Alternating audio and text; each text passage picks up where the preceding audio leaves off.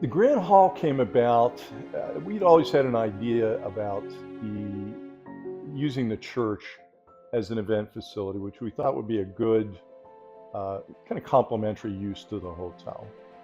Uh, so that was the idea. The problem was, because we're in a residential neighborhood here, we were going to have to get a zoning variance, meaning that somebody at the city was going to have to approve our using this building, the church building, for something other than a residential use or for a church. Uh, so to do that, though, we needed to get parking, which meant we needed to get a long spit of land that ran alongside the highway that had been promised by PennDOT way back in the 1980s for us, that they would turn it over to us when the I-279 project was over.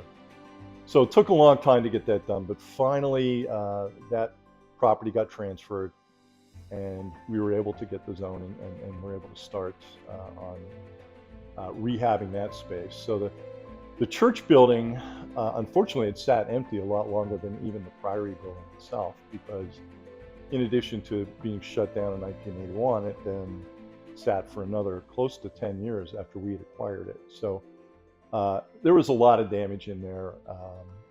And the place had come actually lock, stock, and barrel as a church. It's common now that churches are getting closed up all the time, and what they do is they remove everything out of it, including the stained glass.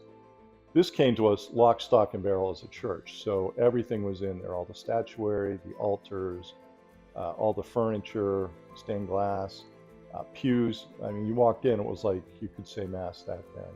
So all that stuff had to go out and be repurposed, which we were able to, thankfully.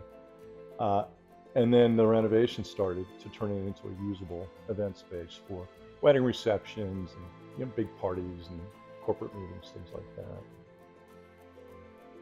My mom and dad and Mary Ann recruited my wife Suzanne and I to work on the Grand Hall project in the mid-1990s. So we worked on that from the beginning, including getting the parking, and then worked on the architectural plans up through the construction, up to doing the opening. And then Suzanne worked there full time, helping to run events and that kind of thing till our kids came along.